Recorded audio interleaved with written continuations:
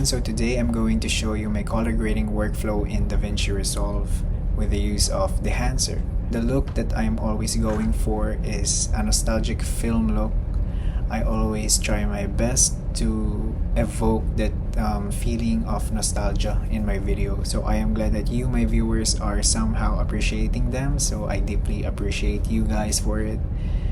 And another thing about me is that I like watching movies a lot, and I take huge inspiration from the cinematography of different films such as 20th Century Women, Poor Things, Under the Silver Lake, La La Land, and all that. And I also take huge inspiration from games like The Lost Records and Life is Strange. I like the old vibe that these games are giving. So that's mainly the reason why I'm using Photo Booth right now. I think it adds to the vibe. Obviously, the films that I've mentioned earlier are quite high end, meaning that these films are filmed and shot on film, purely film, and are shot on very expensive equipment. So obviously, I do not have that. So that leads me to Dehancer, which is a very famous film emulation plugin. It has a lot of options that you can choose from: film profiles and film prints and other film characteristics such as grain, bloom, halation. It's all in Dehancer. It helps you create a very unique look on your videos. And the main objective of Dehancer is to make your footage very beautiful and look like film. It's a film emulation plugin after all. So you can install Dehancer in DaVinci Resolve, Adobe Premiere Pro, Final Cut, Photoshop, and they even have an iOS application. So Dehancer did send me a copy of their plugin to review and use. So I'm going to show you guys how I've integrated Dehancer into my color grading workflow. So if you do want or are interested in downloading Dehancer, make sure that you use my code ARV15 to get a 10% discount. So perhaps let's begin now and not make this video too long. I'm here in the color tab of DaVinci Resolve, and I have here a node tree that I made with Dehancer integrated on it. I will walk you through the nodes that I've made, and hopefully you can come up with something like this. Or you can just entirely copy the whole node tree. So after this, I will also try this node tree or a similar node tree on another footage. The clip right here is taken in F-Log2. In the first node, I've put the Dehancer plugin. So just go to Effects and search Dehancer and then drag it to your first node. In theory, you can just use Dehancer in one node, entirely one node. You can edit everything because it's all in the plugin, like your exposure, your contrast, and all of that. But I prefer to do it in a node tree method because it's I like things that way. Here in input, I put my source as choose camera, vendor Fujifilm. My camera is still not here, so hopefully they will add it in the future. And my format is F-Log2. I filmed this in F-Log2. And in this node, you can edit your exposure, your white balance as well. But I think everything is nicely balanced in this clip. You can also add a node before this node, wherein you can adjust your exposure and white balance. Anyway, moving on, we go to the film profile. So in the film profile, there are a lot of options that you can choose from, but my preference is using Kodak Vision 3 500T and then putting the EV to around -0.3. After all that, I enable it.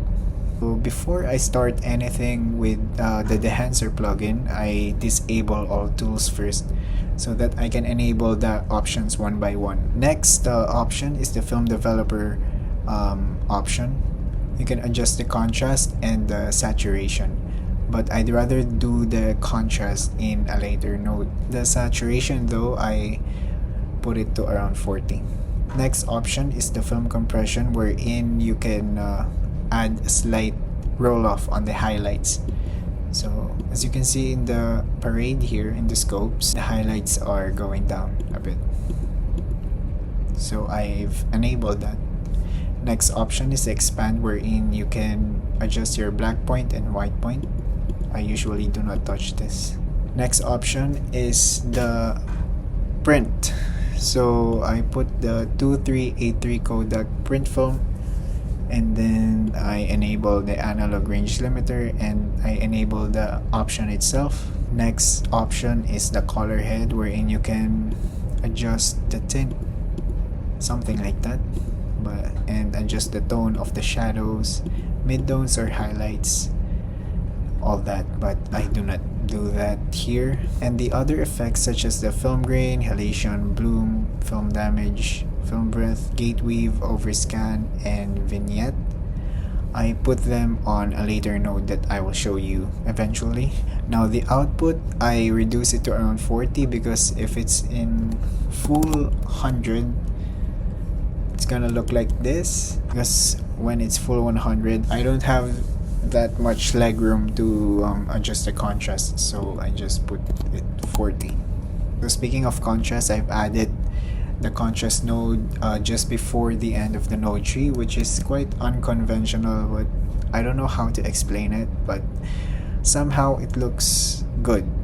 With the contrast node, you can adjust the contrast by going to the primaries and then adjusting with this and the pivot, but my personal preference is doing a little S-curve like this,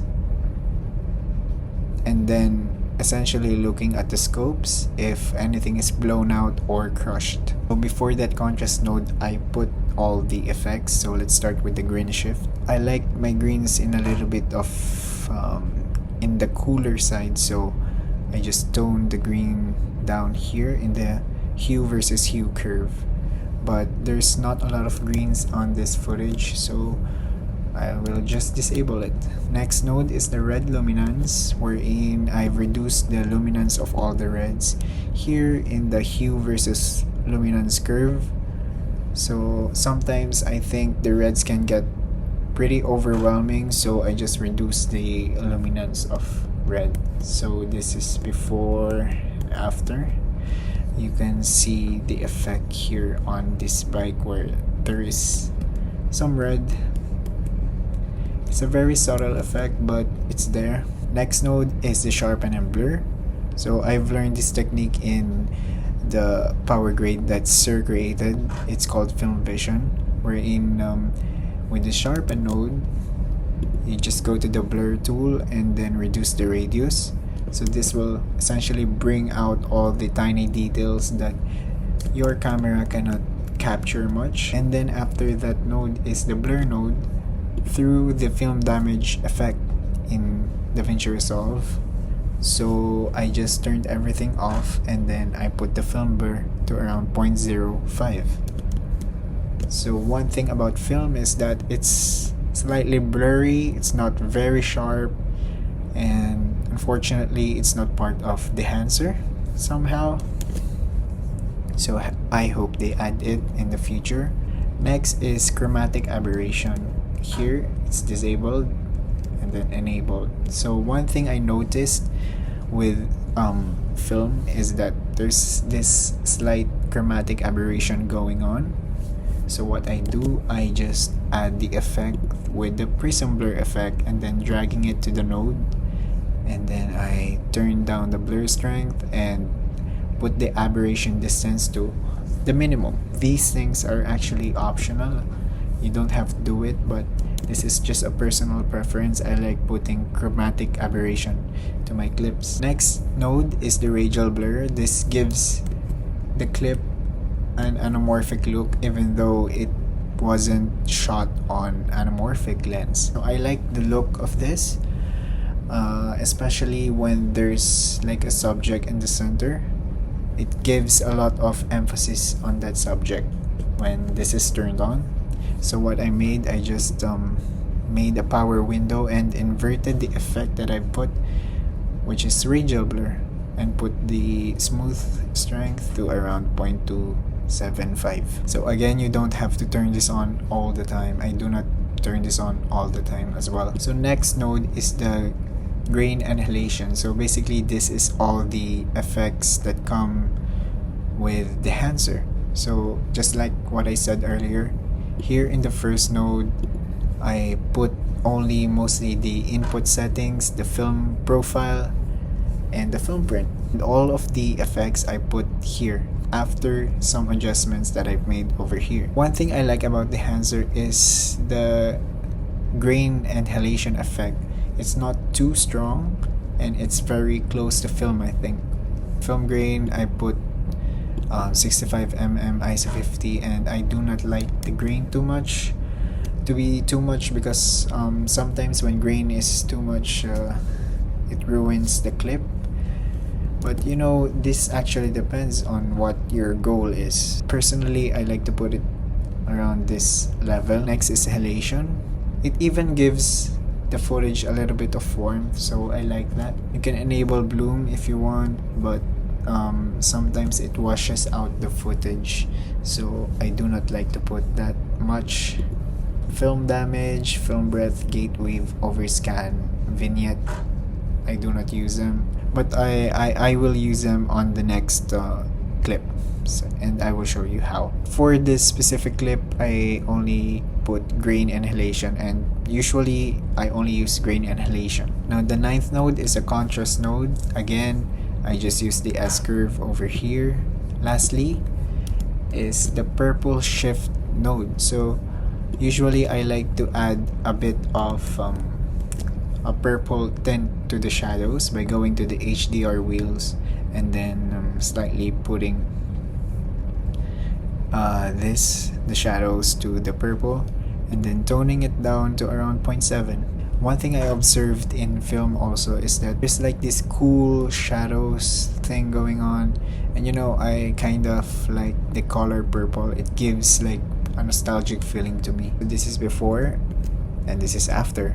So you can just slap on a Sufjan Stevens song or a Black Country New Road song and then bam, that's it. It will look very nostalgic, or at least for me it looks very nostalgic and it looks like a freaking memory. So it's another day and I've decided to make another tutorial for another footage. This time I'm going to do it in Scratch. So I have here a footage from when I was in Hamburg. I'm going to put the Dehancer now and disable all tools. I'm going to put my input settings, choose camera, Fujifilm, I put XH2S and F-Log2. So I think my exposure, my white balance and everything looks okay. I'm doing 500p and enable. I put to around -0.3. Film developer, I do not touch. Film compression, sure. Expand, I do not. And I put Kodak 2383. Let's enable this one. Color density up. Okay, so all these tools I will apply on a later node. Actually, you can export a lot. You can just export a lot and then import it. Then you will have, you know, all the settings that you've put over here. So basically it acts like a preset. I put the output to around 40. Then I will add a node again. This one will be my contrast. Let's add some contrast over here. I think that's looking good. I will try to manipulate the greens.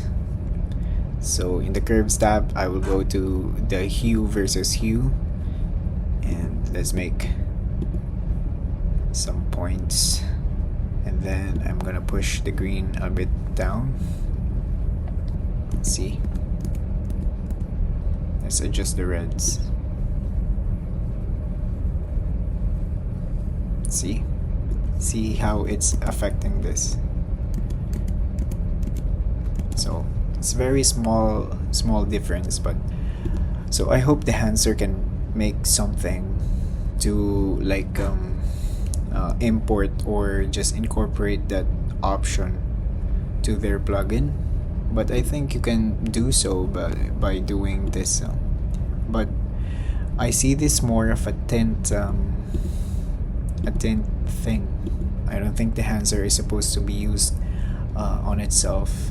So I'm just suggesting maybe they could do something to put it in their plugin, add another node. So the sharpen and the blur.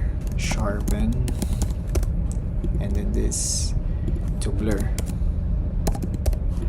About 48, 47, looking a bit sharp.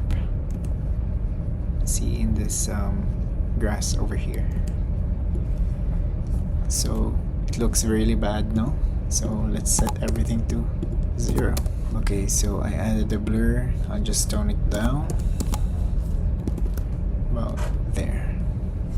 It's subtle, but it's there. I hope Dehancer can find a way to add a tool wherein we can adjust the blur of the footage, because I don't see anything about the blur over here. So it would be great if they could put that on their plugin. I'm going to put another Dehancer node. Let's disable all the tools once again, so we can add all of this now. So film grain, let's enable that. Looks a bit too much. Let me change my option with this one. Halation, sometimes it gets a bit too much. Yeah, I don't like my halation to be too distracting. Let's try bloom. See, there's a slight bloom going on. Maybe I put it around 20. Yeah. Film damage, let's try to put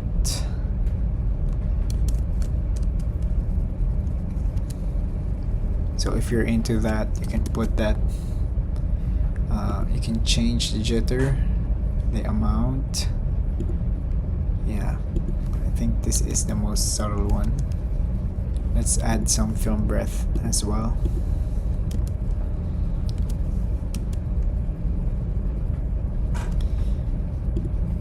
So as you can see, the colors are a bit changing, but I don't like that, so I'm gonna turn it off. Gate weave, basically it shakes like the camera. Now this overscan, I haven't showed you this, but this looks cool. So if you're into this, you can use this for a lot of instances and situations. Okay, maybe I will not put vignette for now. So now I'll just adjust the contrast for a little bit. So I think I'll just put the highlights down a bit. Now for the final node, I will put my purple tint. Yeah. So since I've added this overscan, I will not add the radial blur anymore, but maybe it could benefit with some chromatic aberration. So let's try to add another serial over here after the blur node. Aberration distance. I think this chromatic aberration, I think Dehancer could maybe incorporate it to their plugin. Now we're done.